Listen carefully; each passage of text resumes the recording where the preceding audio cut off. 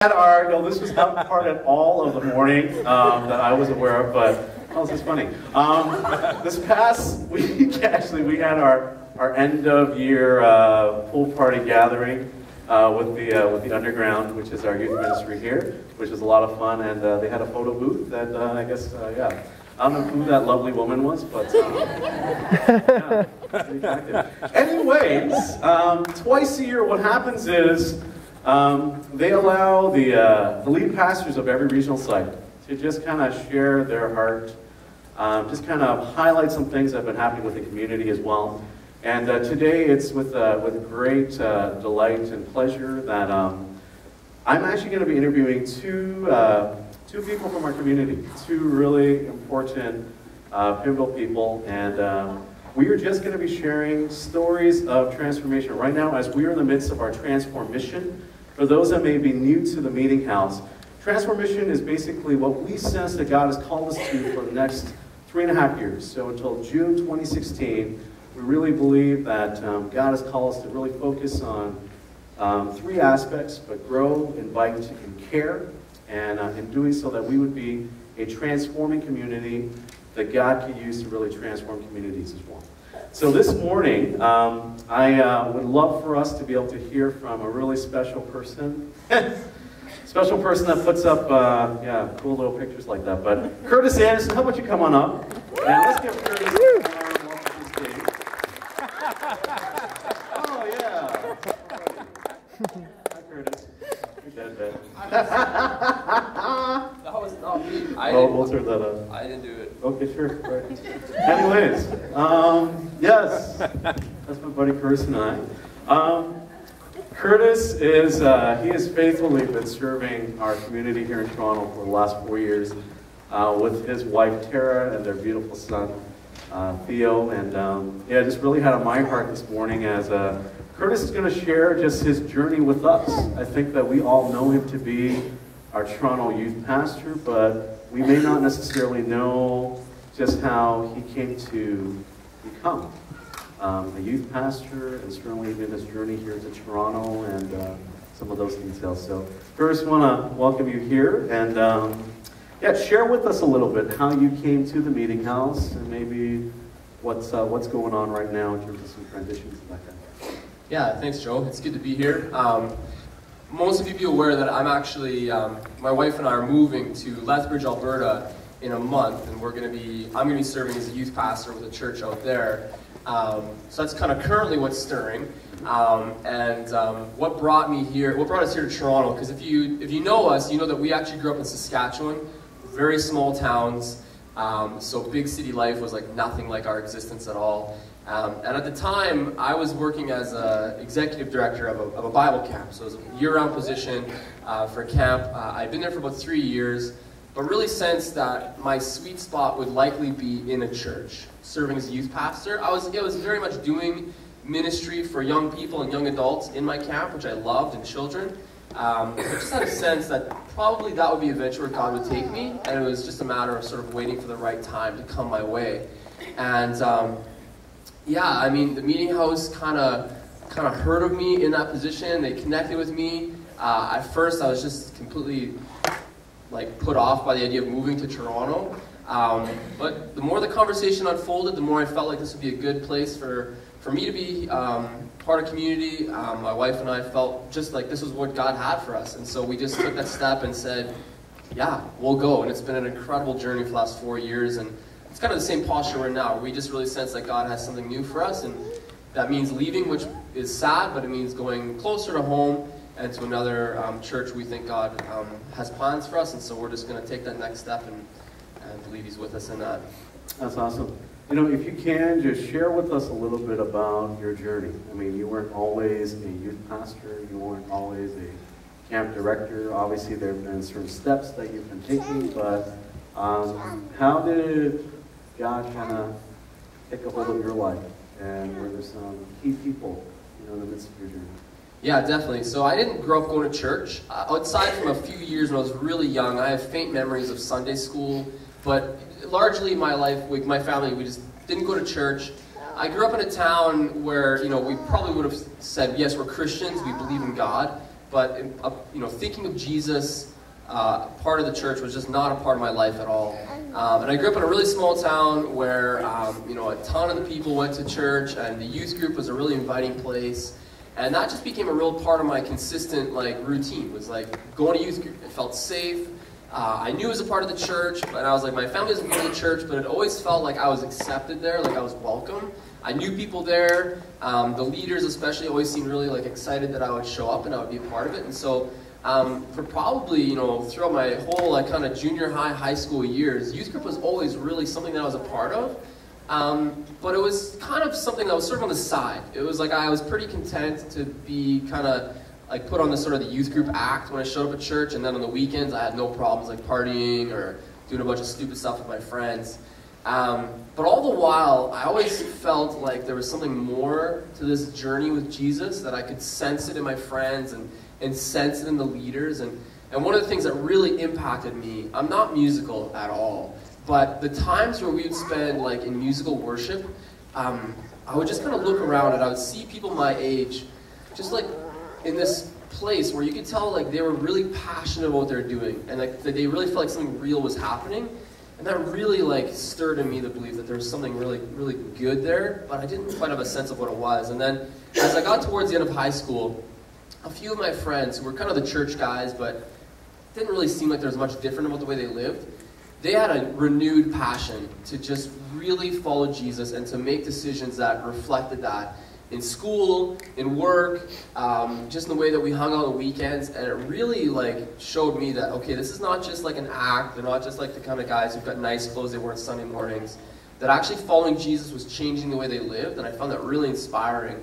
And I just jumped in, and I just kind of found myself going along with it, not really understanding what it meant to be a Christian, not understanding what it meant to follow Jesus, but I just found that their lives really inspired me. And so my youth pastor was, very instrumental in helping me connect the dots and sort of understand the ways that God wanted me to find a better life in Him, and to find this place of forgiveness and this sense of peace in life, and to also start understanding that I had gifts, that I had things to contribute. And that really kind of led into this understanding that not only was I meant to follow Jesus, but I was meant to be a part of what He was doing, and actually realize I have gifts as a leader. And that kind of just was a bit of a journey of discovering that, and it's led me to this place where I believe, the way that my youth pastor impacted my life, and I went from someone who was not at all involved in community to fully involved and fully embraced and loving Jesus. I just found a real passion to kind of be that same person for young people as well.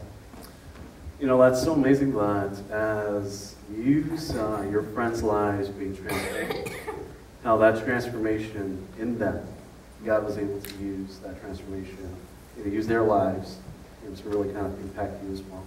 Are there any other folks that have really kind of made an impact in your life and your journey for 12 years? Yeah, definitely. I mean, I can look through my life, and I feel like that's just one of those key markers that different seasons of my life, whether it was Bible school, I had some friends in my dorm who really just was a safe place to ask questions. I can name a bunch of names that mean nothing to you guys, and I can think of my time when I was at camp and really cutting my teeth in ministry and leading. I had people who were supporting me in that, but also people who were working for me and really showed me yes, Curtis, we are following you. We want to take the lead. We're going to go where you go. And that really motivated me a lot and really showed me my leadership was making an impact. And even here, at the meeting house, you've been instrumental. You guys would know Dave Drinkwalter, Nate Voster from downtown. These people have really helped me understand what it means to be a shepherd, to care for a community.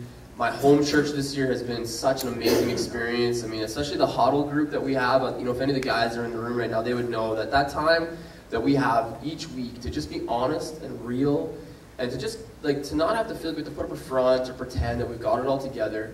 There's stuff in our lives that's not perfect, stuff in our relationships that aren't perfect, and we can come there for prayer. We can come there to actually have someone speak into it, and whether it's a word of encouragement or actually a word of challenge. That has just been really instrumental in me, just this ongoing transformation. Because that's the reality, is 10 years ago, I hardly knew who Jesus was, and I still feel 10 years from now, there's just so much more to come, and so much more that God wants to do in my life and in my heart, and I sense that just as people He brings into my life continue to help shape me. Right.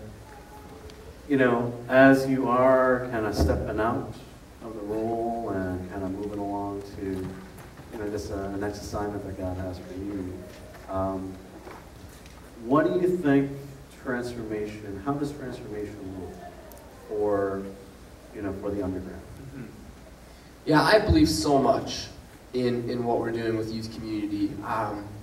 And there's a lot about it that, you know, we try to facilitate a gathering that's inviting, that's welcoming. That was huge for me. I mean, we talk about invite as a goal for the meeting house, and I often talk about this with my students where I said, like, I was the invited.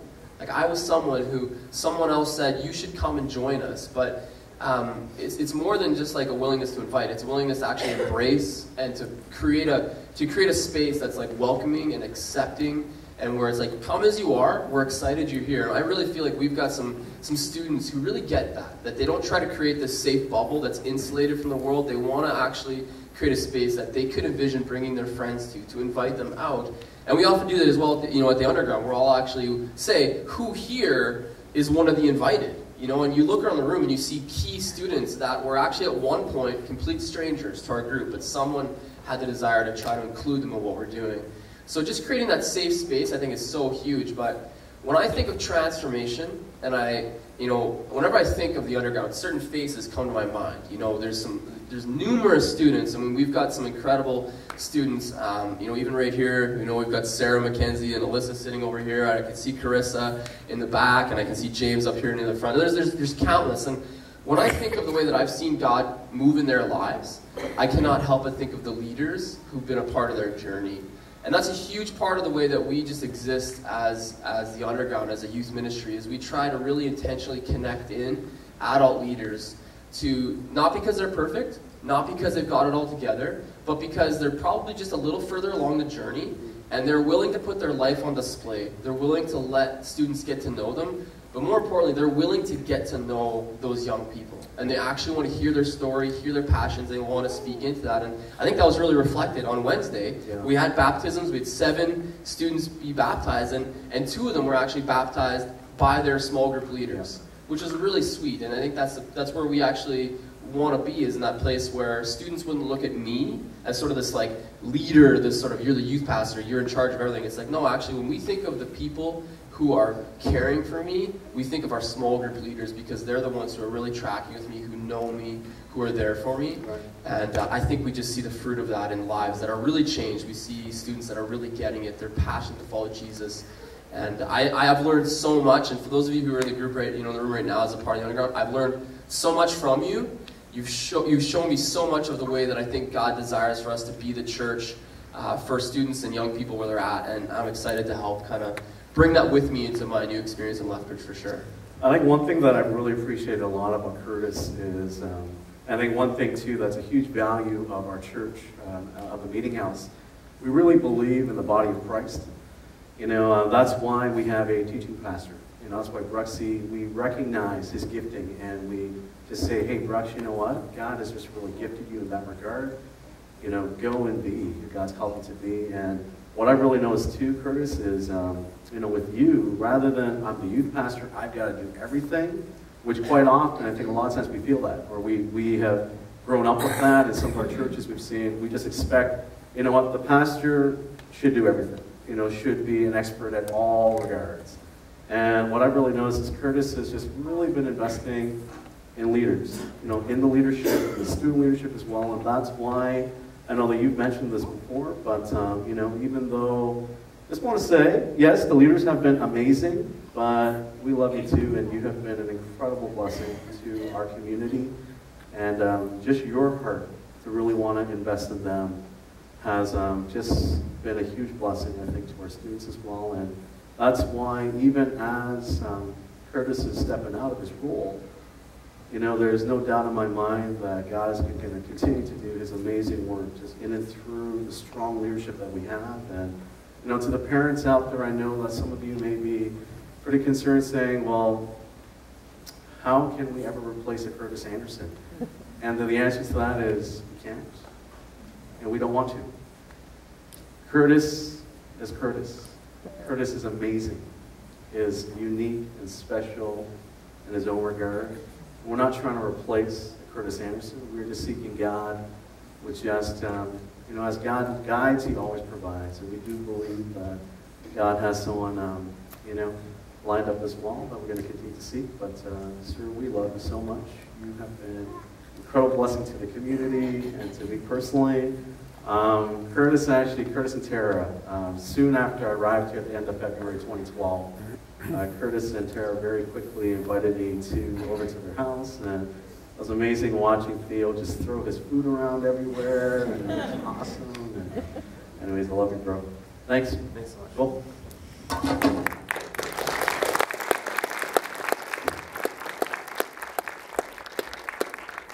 You know, amazing story of transformation, how as Curtis's friends' lives were transformed, how God has really used those lives to also transform Curtis's. And again, just that invitation. You know, again, some key themes I'm just trying to highlight here for us this morning. Another really amazing, man, this brother is special. A lot of you know who he is. If you're new to the meeting house, we here on Sunday mornings, quite an operation. We're meeting in a movie theater, right? So we got to get church set up. And when I first came here in view of a call, so when the meeting house came, said, you know, Joe, I was in LA pastoring, and then, you know, I came up for an interview, and they had me come by the site, and I saw all the activity going on Sunday morning. I'm like, OMG. I'm like, I don't know if this is for me. I didn't know at the time that there was something called a weekend service producer. The weekend service producer on a Sunday morning is the director of operations. He or she oversees everything that's going on with the setup and all the different teams and whatnot. And Russ Skinner, I'm going to ask you to come on up as well. Yes. And again, Russ does so much for our community. Not only is he our amazing weekend service producer extraordinaire, really he is. I appreciate Russ so much because, again, we are all different and gifted in different ways. Administration is not my strong suit. I'm not, I don't get a lot of joy and enthusiasm out of it, but I recognize that's part of my, you know, my role. But Russ is just an administrative guru. He's amazing. He actually, in a sick kind of way, enjoys it. Yeah, I don't understand how that could be, but he's so strong in that regard, and he just does an amazing job kind of overseeing the operations on a Sunday. But not only that, Russ also serves as a home church leader. For those who might be new to the meeting house, we've got this Sunday morning time together as a community, but throughout the week, we also meet in something called home churches, which are smaller groups where we just live out faith and community with one another. But Russ actually has been part of our Pickering Home Church that launched this past year.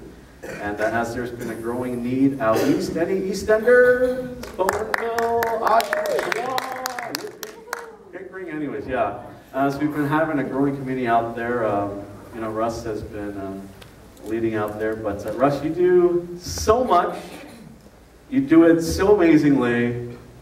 Why do you do what you do? And how are you so committed and faithful in all that you do? Well, partially, I'm the one responsible for the slides. So sorry, here it is. Love you. Yeah, my apologies. Publicly, yes. It is something that God has gifted me with. And I thought, I don't think there's ever been a job at the meeting house that I've had ever since I volunteered for KidMax eons ago where I've actually applied. They've always been offered to me.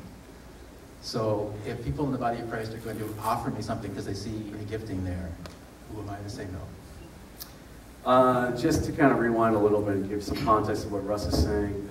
Russ, again, as he came to the meeting house, he just made his life available to help serve and volunteer with our kids, KidMax. And as he started to just serve really faithfully, yeah, as there were, you know, positions that became available, coordinator positions, as he just he knew what to do, and just was so confident and so faithful and all that.